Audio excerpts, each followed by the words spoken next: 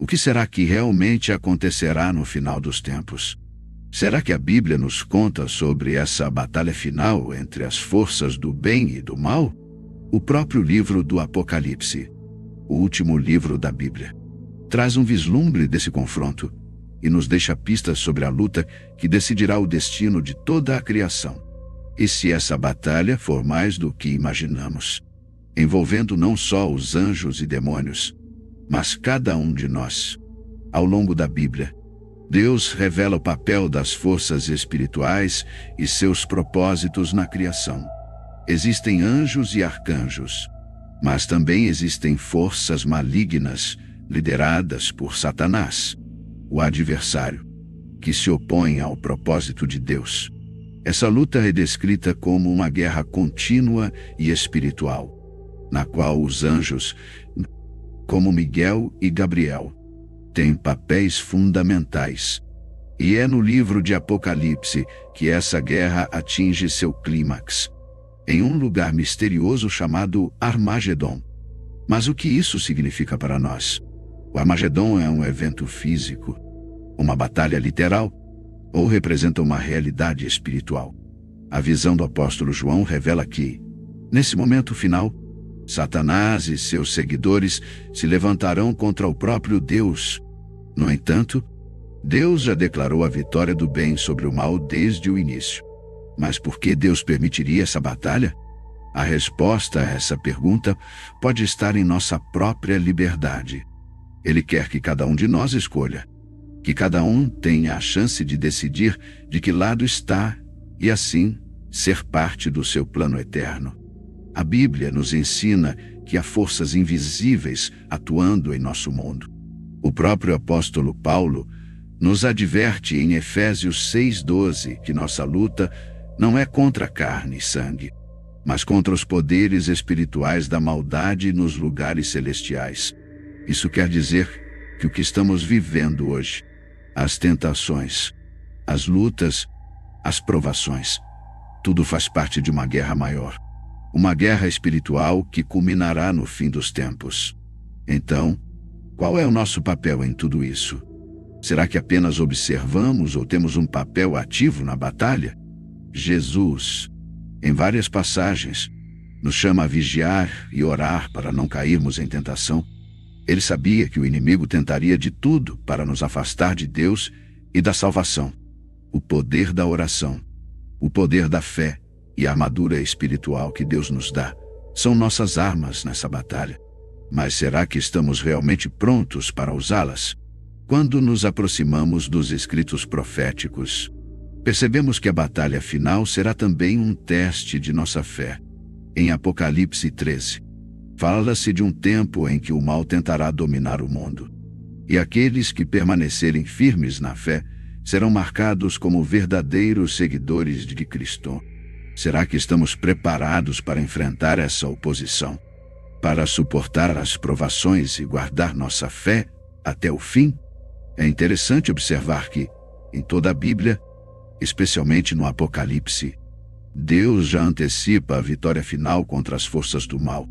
Mas por que ele permite que essa guerra continue até o fim dos tempos? Muitas vezes, a resposta nos leva a entender o papel da nossa fé e resistência no meio das tribulações. É como se Deus estivesse nos moldando, nos fortalecendo para nos tornar dignos de sua glória. Como em Romanos 5:3-4, Paulo escreve que as tribulações produzem paciência, e a paciência, experiência, e a experiência, esperança. O Apocalipse nos apresenta imagens poderosas de um grande julgamento final. Nessa cena, vemos não apenas a derrota do mal, mas também o restabelecimento de tudo o que foi destruído. Uma nova criação. Essa restauração final é, na verdade, o grande plano de Deus para a humanidade. Ele deseja que todos sejam reconciliados com Ele. E é por isso que até o último momento haverá um chamado, uma chance de arrependimento e retorno. É uma batalha? Sim. Mas é também uma oportunidade de redenção e misericórdia. A visão profética fala de uma cidade celestial, uma nova Jerusalém, que desce do céu, preparada como uma noiva adornada para seu marido. Apocalipse 21:2. Essa é a recompensa para aqueles que perseveraram, que se mantiveram fiéis apesar das provações. A promessa é que Deus habitará entre nós, e toda lágrima será enxugada dos olhos. E não haverá mais morte, nem pranto, nem dor, para muitos de nós. Essa promessa é o grande consolo em meio aos momentos de desespero, quando enfrentamos dificuldades, quando o peso da vida parece ser insuportável. Lembrar dessa vitória final nos dá força para continuar. A batalha espiritual que enfrentamos diariamente pode nos derrubar, nos enfraquecer. Mas, ao mesmo tempo, é uma forma de fortalecer nossa fé.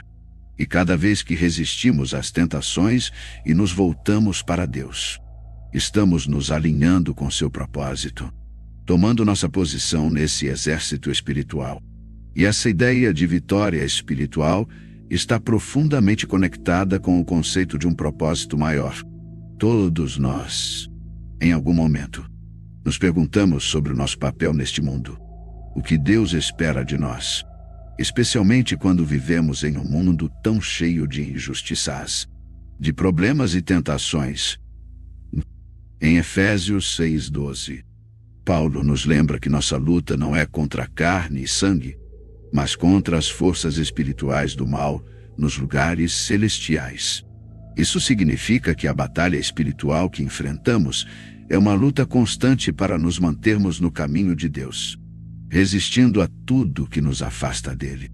Nos tempos de hoje, essa batalha assume formas diversas: o estresse diário, a pressão por sucesso, a competição incessante, a busca pela aceitação e até mesmo o desejo de segurança e conforto. Todas essas são tentações que, se nos desviam do nosso relacionamento com Deus, acabam por se tornar barreiras no nosso caminho espiritual. No entanto, Deus nos oferece armaduras espirituais para nos proteger e fortalecer, como descrito em Efésios 6:13-17. O capacete da salvação, o escudo da fé, a espada do Espírito, que é a palavra de Deus. Cada um desses elementos nos ajuda a resistir e a perseverar. Quando lemos sobre a queda de anjos, como Lúcifer, que foi criado perfeito, mas se desviou por orgulho e rebeldia, encontramos um reflexo das tentações que enfrentamos diariamente. Se o orgulho foi capaz de corromper um anjo tão poderoso, como no nós, seres humanos falhos, podemos resistir? A resposta está em nossa dependência de Deus, na humildade de reconhecer que precisamos dele em cada passo. É o Espírito Santo que nos guia e fortalece em nossa fraqueza. Assim como está escrito em 2 Coríntios 12:9, minha graça é suficiente para você, pois o meu poder se aperfeiçoa na fraqueza. Essa batalha espiritual não é só pessoal, ela também é comunitária. Como igreja, como grupo de pessoas que compartilham a mesma fé, somos chamados a lutar juntos. Um apoia o outro em oração, em amizade e em comunhão. A igreja, em sua essência, é uma fortaleza contra as forças do mal, um lugar onde podemos encontrar refúgio e apoio. Em Mateus 18:20, Jesus diz: porque, onde estiverem 2 ou 3 reunidos em meu nome, ali estou no meio deles. É essa união que fortalece a fé e torna possível resistirmos em um mundo tão desafiador. Essa união da comunidade é crucial, porque a vida cristã não foi projetada para ser vivida em isolamento. Vivemos em um mundo onde constantemente enfrentamos desafios e pressões, mas Deus nos criou para vivermos em comunidade, ajudando e encorajando uns aos outros. Em Hebreus 10:24-25, somos exortados a nos reunirmos regularmente, a nos encorajarmos mutuamente, especialmente nos momentos de provação. Essa é a essência do amor fraternal, onde um membro do corpo de Cristo fortalece o outro. Para ilustrar a importância dessa união, podemos pensar em uma corrente. Sozinho, um elo pode ser facilmente rompido, mas, juntos, esses elos formam uma corrente resistente, capaz de suportar grandes pressões. E essa união é ainda mais poderosa quando está enraizada na oração. A oração em grupo tem um poder extraordinário. Em Mateus 18:19, Jesus afirma: "Se 2 de vocês concordarem na terra em qualquer coisa que pedirem, isso lhes será concedido por meu Pai que está nos céus." Isso é uma promessa de que, quando estamos unidos e oramos juntos, nossas vozes têm mais força e alcance. Outro ponto fundamental para vencermos essa batalha espiritual é o arrependimento. Não se trata apenas de sentir remorso, mas de uma transformação profunda, uma mudança de direção. Arrependimento significa reconhecer nossos erros e buscar uma vida nova, uma vida que reflete a vontade de Deus.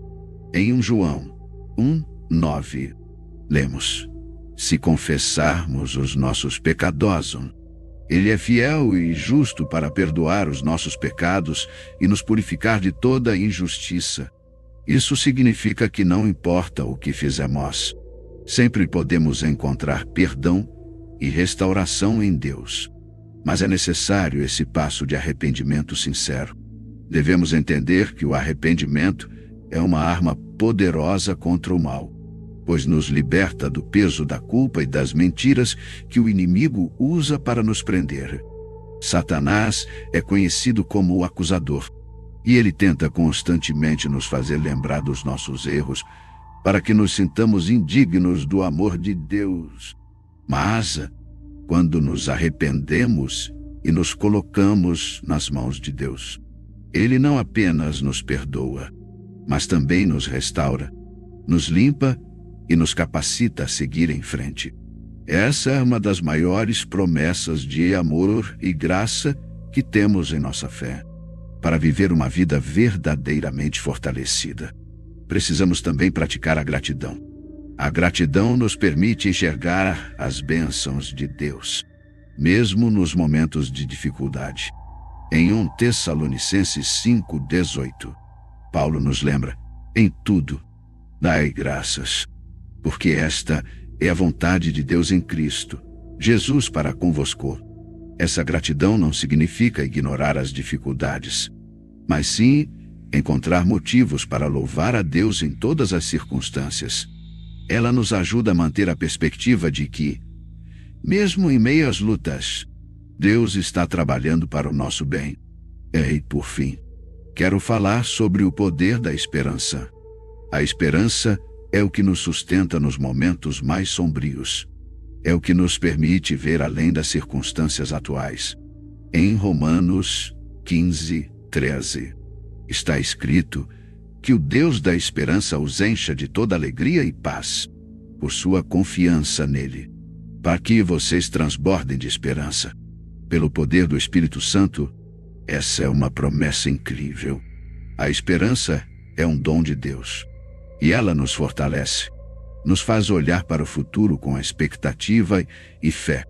Ao concluirmos essa reflexão, é essencial lembrar que a nossa jornada espiritual é uma caminhada contínua de aprendizado, crescimento e, sobretudo, de confiança no amor e na presença de Deus em nossas vidas. Cada tipo de anjo que mencionamos hoje representa um aspecto desse amor divino e da proteção celestial que nos rodeia. Ao compreendermos melhor o papel dos serafins, querubins, tronos, domínios, virtudes, poderes, principados e arcanjos, nos aproximamos mais de uma compreensão do plano de Deus e de sua justiça, sabedoria e cuidado com a humanidade. Todos esses seres celestiais apontam para o mesmo propósito: nos guiar de volta ao Criador e nos ajudar a enxergar que, por trás de cada desafio e cada luta que enfrentamos, há uma mão poderosa nos sustentando. Em nossa vida cotidiana, podemos encontrar desafios que parecem insuperáveis, Mas a promessa que temos na Bíblia é que nunca estamos sozinhos. Esses anjos, em sua função divina, estão constantemente em ação, cumprindo os desígnios de Deus e nos lembrando que sempre há forças trabalhando a nosso favor, mesmo que sejam invisíveis. À medida que nos aproximamos de Deus em oração e buscamos viver uma vida que espelhe seu amor, somos fortalecidos e capacitados a enfrentar as dificuldades da vida com coragem e fé. Saber que somos apoiados por uma hierarquia celestial que se preocupa com o bem-estar da criação de Deus nos traz paz e confiança. Quando confiamos plenamente em Deus e deixamos que Ele guie nossos passos, passamos a experimentar uma vida mais plena, mais alinhada com o propósito para o qual fomos criados. Portanto, que essa mensagem nos inspire a buscar mais conhecimento sobre a espiritualidade, sobre a palavra de Deus e sobre como podemos viver de forma mais consciente e dedicada ao propósito divino. Que cada um de nós encontre em nossos corações o desejo de buscar a Deus com sinceridade, sabendo que Ele sempre responde aos que o buscam com amor.